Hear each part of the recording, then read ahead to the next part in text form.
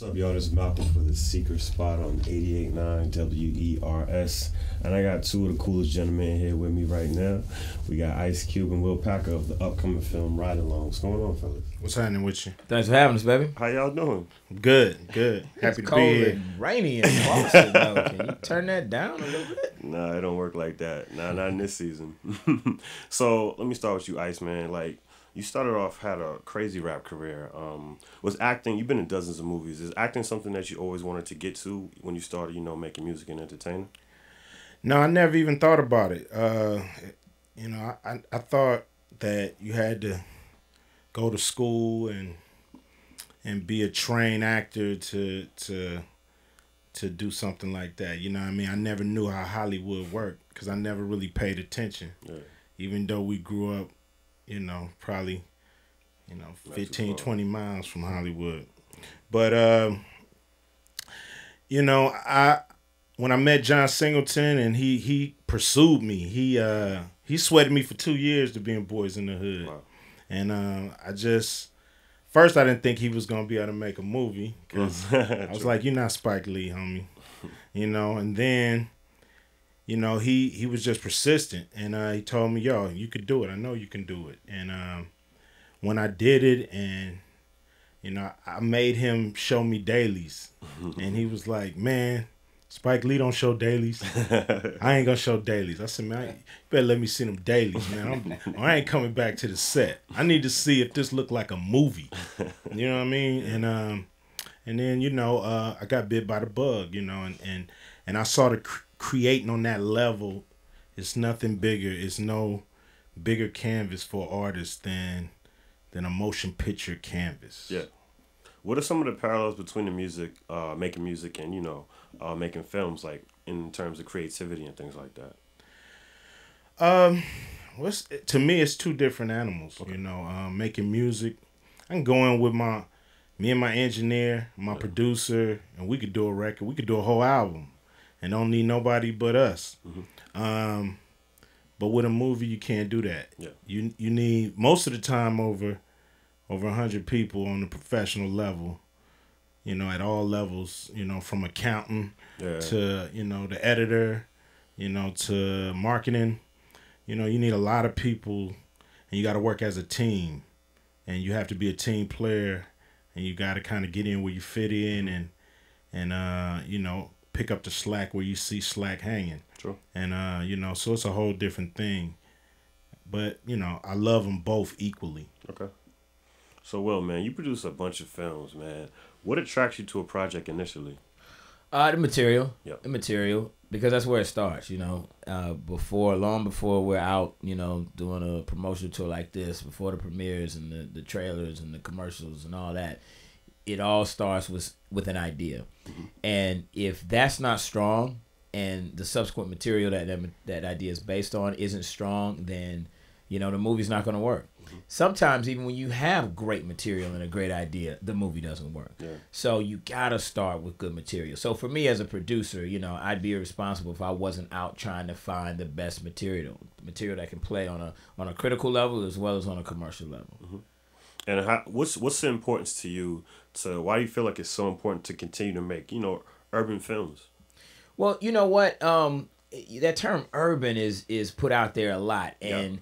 And in Hollywood, urban really means an urban environment, right, a dwelling, city, big city, much, right. City, metropolitan.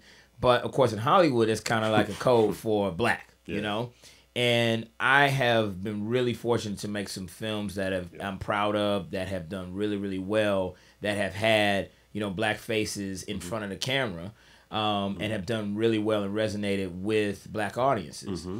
But at the end of the day, I'm a filmmaker. Yeah. So I want to make films that are good films that resonate with all audiences, and Ride Along is definitely one of them. It's a film that, it happens to have Ice Cube and Kevin Hart as the two leads, and both of them, you might have noticed, happen to be black, right?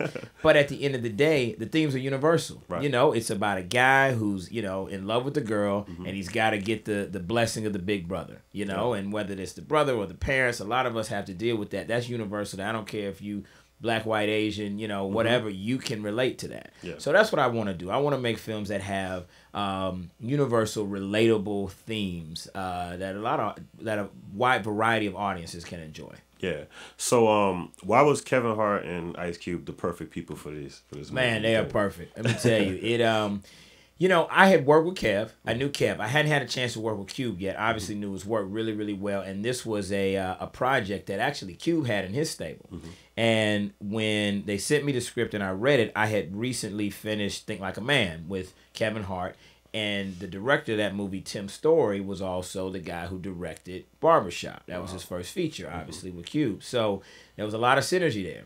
And I had just worked with my guys, and it felt like, you know what, for the juxtaposition of these two characters, right? The overbearing, you know, brother, big brother, and the kind of, you know, wannabe, you know, guy, you know, who's trying to get into his world. It just fits so perfectly for the personas that they both have a really, really great skill set in portraying. And who are you more like in real life? You more like Ben or you more like James? When you was coming up, courting the ladies and all of that. More like James. More like James. You know, wasn't too many Bens in our neighborhood. I mean, they wouldn't survive. Yeah, I could dig it. Yeah, they wouldn't survive. What's set life like, man, working with Kevin and everybody else on the film? Man, this was a fun movie to make, you know. Yeah, Kevin, you know, what I love about Kevin is he keeps the set upbeat. He keeps everybody, you know, it could be 4 a.m. You could be outside cold, shooting a scene, and he keeping everybody laughing. And loose. Yeah, and loose. He keeps that energy up. He's, you know, a total pro. Yeah. You know, and I love seeing a pro at action. Because I consider myself a pro. So when I can see a pro at, you know, doing his thing, you know, it's just, you know, makes me feel good. And, you know, I always would do movies with Kevin Hart if he want to do them. That's dope. And I mean, you know, the thing that Cube just said about the professionalism, that's what's so important on a movie like this. I mean, first of all, that kind of energy, you need it on set, and it shows on the film. When you go and see this film, you're going to see two guys that are having a good time. That's because we were having a good time on set. And I can tell you from a producerial standpoint, Cube is an ultimate professional. You know, he takes this very, very seriously. And I've worked with a number of people from the music side of the game that have come and made transition into movies, and there are different levels of commitment and work ethic. But Cube is somebody who takes it very, very serious. So to have Kevin, who also is somebody, a lot of people feel like, oh, Kevin is, you know, like new, and he just kind of popped on the scene as this funny guy. Kevin been around for a while. Yeah. He's been putting in a lot of work. He's been grinding. He takes it very serious because he knows how fleeting, you know, these opportunities can be. Yeah. So to have two guys that are both serious professionals, even to the extent that, like he was talking about Kevin keeping the set light, there's a method to that madness. The whole point of that is that it's 4 a.m. and it's cold. And so you want your crew to be as engaged and everybody's miserable. But Kevin knows that, okay, you know what? My job on this set is to be the funny guy. I got to be the lighthearted guy. I got to always have energy. So even when he's down, he's going to go above and beyond to make sure everybody else is into it and keep the set light and keep the energy going. So, you know, as a producer, it's really like a dream to work with talent like that take a project so serious. That's amazing, man. And Cube, man, from all those NWA days, man, is it weird playing a cop? Like, you was copping all about the Benjamins and even I was a bounty hunter. You're about the truth? Oh, my fault. But is it weird playing a cop now? It's like, it's fun, but is it a little weird sometimes?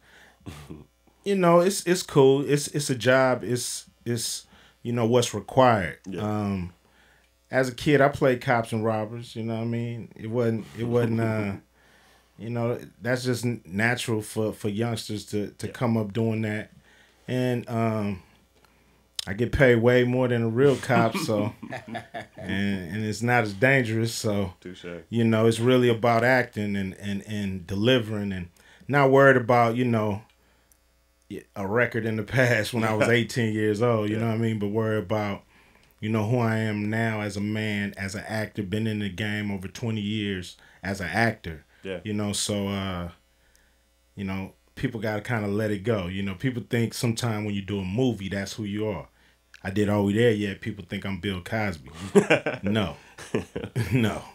I could dig it, man. I want to thank you guys for coming through. Best luck and best success on Ride Along, man. Appreciate you having us, man. Wait, January 17th. Real quick. In theaters. On IMDb said there's a rumor there's a part 2 in the works. What's up with that? We have to see. It's up to y'all. You know, it's really, it's all about if Universal is happy with how much money this movie makes. Yep.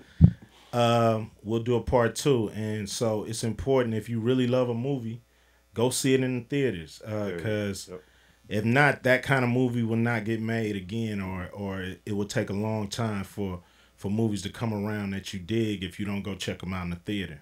That's how the game work, y'all. Gotcha. And when can we expect Ride Along? January 17th. January 17th. That's right. Don't go see nothing else. They're going to be putting out a lot of whack movies on January 17th, but not Ride Along. Only go way see you us. need to worry about is Ride Along. Follow it at Ride Along on Twitter, on Instagram. Let us know what you think. Hashtag Ride Along. We got the screening, of course, that we showing the Emerson. You know, excited about the Emerson family coming out. You know, and letting us know what they think about the movie. So definitely, man. Thanks for coming through, fellas. I really appreciate it. This is The Secret Spot on 88.9 WERS. Yay. cool. Game.